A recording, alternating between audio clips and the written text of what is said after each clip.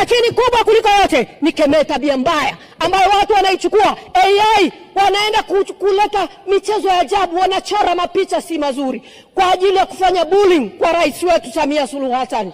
Kama mjumbe wa kamati ya ulinzi na usalama, ninakataa na ninakemea kitendo hiki kwa sababu hakikubaliki.